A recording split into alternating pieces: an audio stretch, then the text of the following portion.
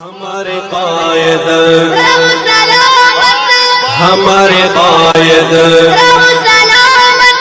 ہمارے قائد کرے فرشتے تیری کرے فرشتے تیری حفاظت ہمارے قائد رہو سلامت ہمارے قائد رہو سلامت۔ اس انقلاب کے پیچھے وہ ہے ایجوکیشن۔ آپ دیکھتے ہوں گے لوگ کرٹیسائز کرتے ہیں اسلام کو ایجوکیشن کو لے کر کے۔ مسلمان ہی نہیں جانتا بھائی ہماری تو وحی کی بنیاد ہی ایجوکیشن پر ہے۔ سب سے پہلی وحی جو دنیا میں آئی ہے، قرآن کی سب سے پہلی آیت جو حضور پر نازل ہوئی ہے، اس میں فرمایا گیا اقرا، پڑھو، کچھ بھی پڑھو۔ سب نے تو مولانا نہیں بننا ہے نا، قوم میں تو ڈاکٹر بھی چاہیے، لائر بھی چاہیے، انجینئر بھی چاہیے، ججز بھی چاہیے، سب کچھ چاہیے، تب مل کر کے کمیونٹی بنتی ہے نا۔ ایجوکیشن آج کے دور میں کیا ہے؟ ایک چیلنج ہے سب سے بڑا پورے ملک کے اندر کہ جو ایڈوانس ایجوکیشن ہے آج کے دور میں، اور دنیا اس کی طرف بڑھ رہی ہے، 80 لاکھ مسلمان انڈیا کے اندر ایڈوانس ایجوکیشن میں جا رہا ہے۔ ابھی آپ بہار کی جوڈیشری کا رزلٹ دیکھو، 17 مسلم کوالیفائی کیے جو AMU سے پڑھ کر کے آئے، بیسٹ۔ آپ کرناٹکا کا رزلٹ ابھی دیکھو، اڑیسہ کا دیکھو، کسی بھی فیلڈ میں چلے جاؤ آپ کو مسلمان نظر آئے گا، الحمدللہ۔ اب مسئلہ کیا ہے کہ ایک ریلیجن کا پروموشن ایجوکیشن کے ذریعے سے ہو رہا ہے۔ آزاد کی ایجوکیشن پالیسی 2019 میں پارلیمنٹ کے اندر ختم ہو گئی۔ آپ جانتے ہوں گے مولانا آزاد کو، پتہ نہیں جانتے ہیں کہ نہیں جانتے۔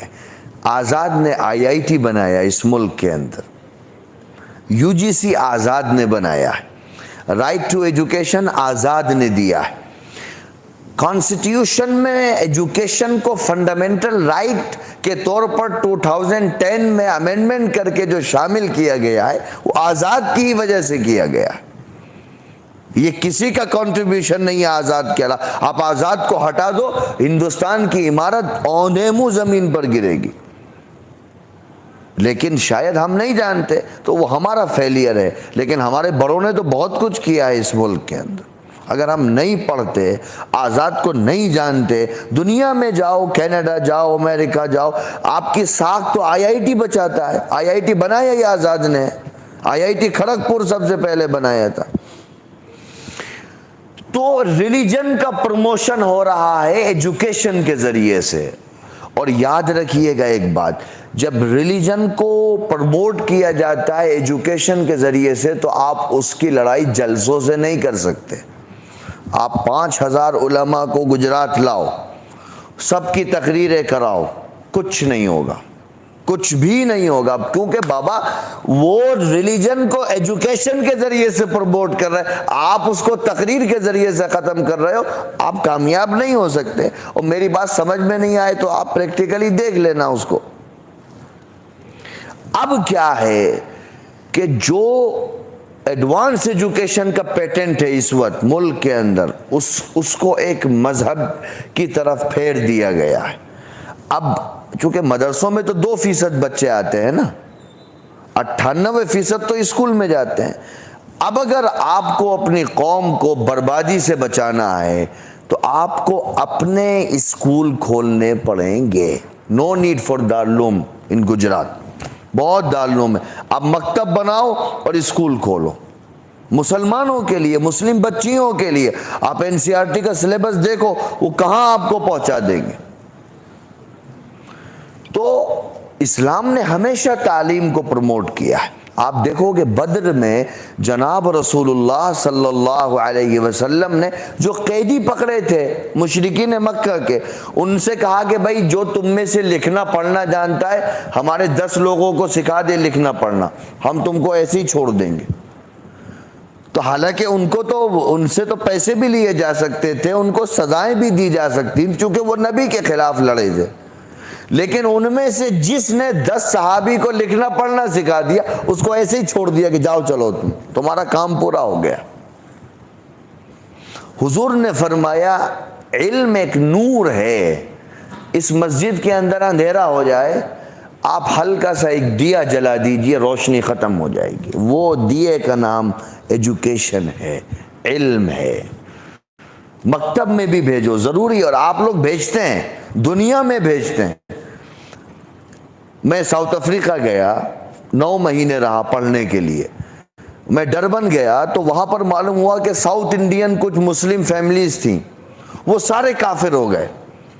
لیکن جہاں جہاں گجرات کے لوگ پہنچے، کمال ہو گیا، پتہ نہیں آپ کے بڑوں میں کس نے کون سی دعا کی تھی، وہ جہاں پہنچے مسجد بھی ملے گی، مکتب بھی ملے گا۔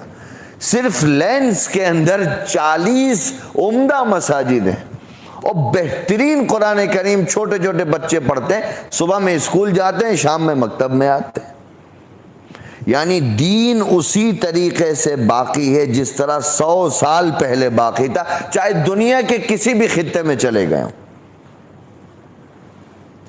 لیکن اب پیٹرن، اب چونکہ اس وقت اسکولوں کے ذریعے سے اس طرح کے فتنے نہیں پھیلائے جا رہے تھے۔ اب آپ ساؤتھ میں چلے جاؤ، گجرات کے لوگوں نے اپنے اسکول بنا رکھے ہیں مسلمانوں کے، وہ بچے پڑھتے ہیں، کوئی مسئلہ نہیں ہے۔ انگلینڈ میں چلے جاؤ، اپنے اسکول بنے ہوئے، کینیڈا میں چلے جاؤ، امریکہ میں چلے جاؤ، سب اپنے اسکول وہاں بنے ہوئے ہیں۔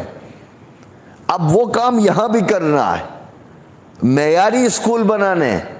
آپ کے ہاں کا 10th کیا ہوا بچہ اور کسی دوسرے کے ہاں کا 10th کیا ہوا بچہ، اس کی ایجوکیشن کوالٹی سٹیٹس ایک ہونا چاہیے، اوپر نیچے نہیں ہونا چاہیے۔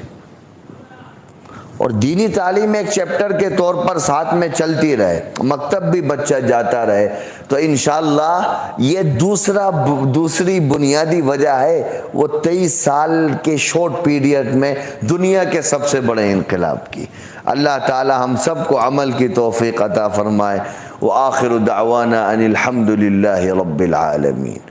یہ لوگوں کون مقتل سے سراپا خندزن آیا، جو اس انداز سے باندھے ہوئے سر سے کفن آیا۔